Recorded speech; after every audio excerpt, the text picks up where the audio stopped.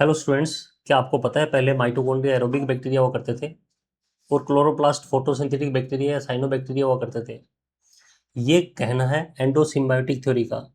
90% NEET student इस theory को wrong कर देते हैं। तो मैं बात कर रहा हूँ एंडोसिम्बायोटिक थ्योरी की। तो आज बच्चों हम पढ़ेंगे एंडोसिम्बायोटिक थ्योरी के बारे में। और आप इस तरह से पढ़ेंगे, इसको आप जिंदगी भर नहीं बोलेंगे। तो बच्चों बात करते हैं, शुरू करते हैं। तो माइटोकॉन्ड्रिया जो इनिशियली क्या थे, एरोबिक बैक्टीरिया थे। क्लोरोप्लास्ट भी फ्री लिविंग साइनोबैक्टीरिया थे। दोनों इंडिपेंडेंट एग्जिस्ट करते थे। तो इसका मतलब जो आज हमारी बॉडी की सेल है वो एक सेल नहीं है, वो कॉम्बिनेशन ऑफ सेल्स है। हमें समझते हैं बच्चों। एंडोसिम्बायोटिक थ्योरी क्या कहती है? एंडोसिम्बायोटिक थ्योरी कहती है कि बच्चों पहले जो माइटोकॉन्ड्रिया था, एरोबिक बैक्टीरिया होता था, वो इंडिपेंडेंट रहता था। और क्लोरोप्लास्ट फोटोसिंथेटिक बैक्टीरिया होता था, इंडिपेंडेंट रहता था। लेकिन धीरे धीरे जैसे इवोल्यूशन हुआ, एक यूकैरियोटिक सेल ने उन्हें एनगल्फ कर लिया। देखो इस डायग्राम में देखो, ये माइटोकॉन्ड्रिया था, जो एरोबिक बैक्टीरिया होता था, ये फोटोसिंथेटिक बैक्टीरिया होता था। ये यूकैरियोटिक सेल है। उस यूकैरियोटिक सेल ने पहले यूकैरियोटिक सेल बनी है। इस यूकैरियोटिक सेल ने माइटोकॉन्ड्रिया को एनगल्फ कर लिया और बाद में क्लोरोप्लास्ट को भी एनगल्फ कर लिया। इसलिए एक यूकैरियोटिक सेल में ये दोनों चले गए।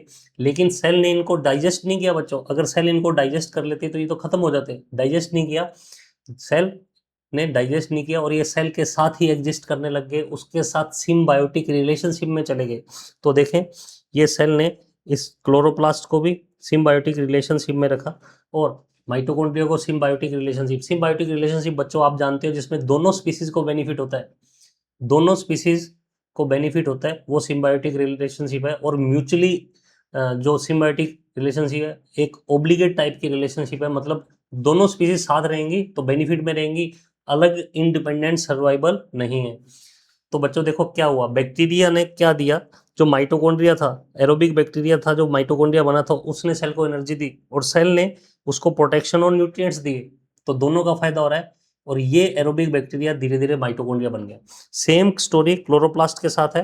क्लोरोप्लास्ट ने क्या किया, क्लोरोप्लास्ट ने सेल को फूड बना के दिया सेल को, और सेल ने भी क्लोरोप्लास्ट को प्रोटेक्शन दी, ठीक है, और डाइजेस्टेड न्यूट्रिएंट प्रोवाइड कराए। तो दोनों का फायदा हुआ। फ्लो चार्ट से देखते हैं बच्चों एंडोसिम्बायोटिक थ्योरी।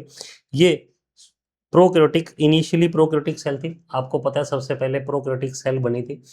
धीरे धीरे इसमें सेल मेम्ब्रेन का इन्वेजिनेशन हुआ। ये सेल मेम्ब्रेन इन्वेजिनेट होके न्यूक्लियर मेम्ब्रेन बना रही है। तो अब ये न्यूक्लियर मेम्ब्रेन बन गई है, अब ये यूकैरियोटिक सेल बन गया है सर बच्चों। अब क्या हुआ, यूकैरियोटिक सेल में माइटोकॉन्ड्रिया को एनगल्फ कर लिया। इस माइटोकॉन्ड्रिया को एनगल्फ कर लिया और माइटोकॉन्ड्रिया को एनगल्फ करने के बाद उसने डाइजेस्ट नहीं किया है, तो माइटोकॉन्ड्रिया इस सेल के साथ में सिम्बायोटिक रिलेशनशिप में रह गया है। इसी तरह माइटोकॉन्ड्रिया के साथ साथ क्लोरोप्लास्ट को भी एनगल्फ कर लिया है, तो क्लोरोप्लास्ट भी सिम्बायोटिक रिलेशनशिप में रह गया।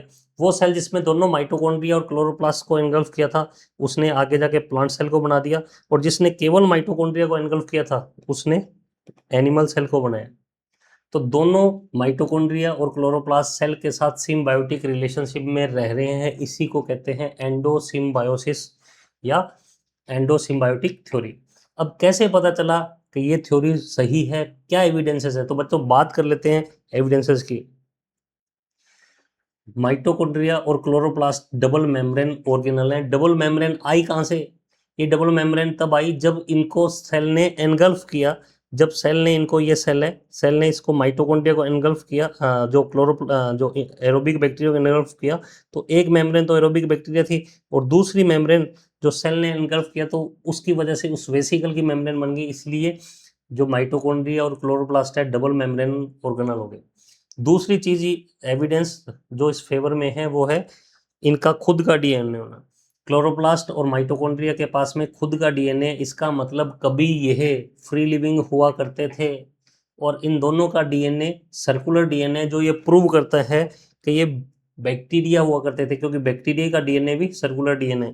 तीसरी चीज, बैक्टीरिया की तरह क्लोरोप्लास्ट और माइटोकॉन्ड्रिया में भी 70s राइबोसोम पाए जाते हैं। फोर्थ पॉइंट, माइटोकॉन्ड्रिया और क्लोरोप्लास्ट भी सेल्फ रेप्लिकेटिंग होते हैं। जैसे बैक्टीरिया बाइंडरी फिशन करता है, वैसे ही माइटोकॉन्ड्रिया और क्लोरोप्लास्ट भी बाइंडरी फिशन करते हैं। और चौथी चीज, अगर आप पांचवी जो फैक्ट देखें, तो माइटोकॉन्ड्रिया और बैक्टीरिया का साइज भी लगभग सेम।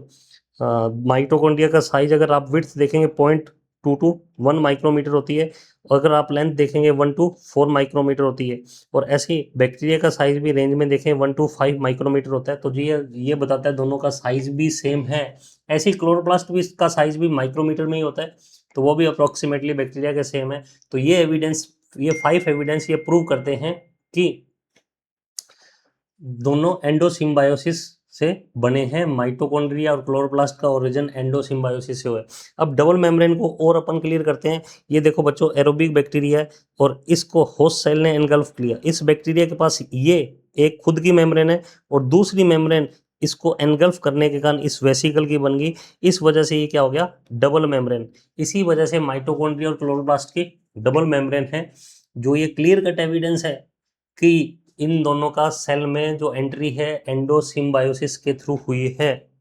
तो बच्चों इसमें आप कहाँ कहाँ क्वेश्चन रॉन्ग करते हो, तो अपन बात कर लेते हैं। माइटोकॉन्ड्रिया, पहला जो ट्रैप आता है वो है mitochondria is fully condensed by controlled by nucleus. नहीं, माइटोकॉन्ड्रिया इज सेमी ऑटोनोमस, क्योंकि कुछ प्रोटीन अपनी ये खुद बना लेता है। इसके पास खुद का डीएनए है, खुद की प्रोटीन फैक्ट्री है, तो कुछ प्रोटीन ये खुद बना लेता है। इट इज सेमी ऑटोनोमस, ये पूरी तरह सेल पर डिपेंड नहीं है, सेमी ऑटोनोमस है। दूसरा, क्या क्लोरोप्लास्ट के पास एटीएस राइबोसोम होते हैं? नहीं, रॉन्ग। हमें पता है क्लोरोप्लास्ट और माइटोकॉन्ड्रिया में ribosome is similar to bacteria, that is 70s। तीसरी चीज, क्या इनका इनका क्रोमोसोम है या डीएनए लीनियर होता है? नहीं, इनका क्लोरोप्लास्ट और माइटोकॉन्ड्रिया का जो क्रोमोसोम है, DNA, that is circular just like the bacteria. अब इस पे क्वेश्चन की बात कर लेते हैं बच्चों। क्या क्वेश्चन आता है? पहला क्वेश्चन ये आता है, विच organelle support the endosymbiotic theory?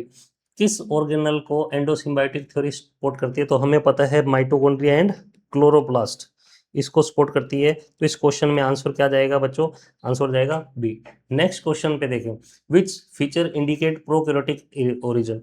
कौन सा फीचर हमें बताता है कि इसकी ओरिजिन प्रोकैरियोटिक है? तो हम देखेंगे eighty S ribosome is present in the eukaryotic cells, linear DNA eukaryotic cell में होते हैं। Membrane absence? नहीं, मेम्ब्रेन तो सब में ही प्रेजेंट होती है, सेल मेम्ब्रेन सब में प्रेजेंट होती है, चाहे प्रोकैरियोटिक सेल है तो आंसर इज सर्कुलर डीएनए। तो सर्कुलर डीएनए बैक्टीरिया में प्रेजेंट होता है, जो कि क्लोरोप्लास्ट भी प्रेजेंट होता है, माइटोकॉन्ड्रिया प्रेजेंट होता है, जो कि बताता है कि इन दोनों की ओरिजिन क्या है, प्रोकैरियोटिक है। तो नेक्स्ट क्वेश्चन पे चलते हैं बच्चों। Mitochondria are known as semi autonomous. क्यों सेमी ऑटोनोमस कहा जाता है माइटोकॉन्ड्रिया क्लोरोप्लास्ट को? Because they synthesize their some protein independently.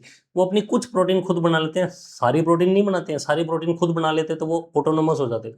They are semi autonomous because some of their protein are synthesize by themselves. खुद कुछ प्रोटीन बना लेते हैं, इसलिए वो सेमी ऑटोनोमस है।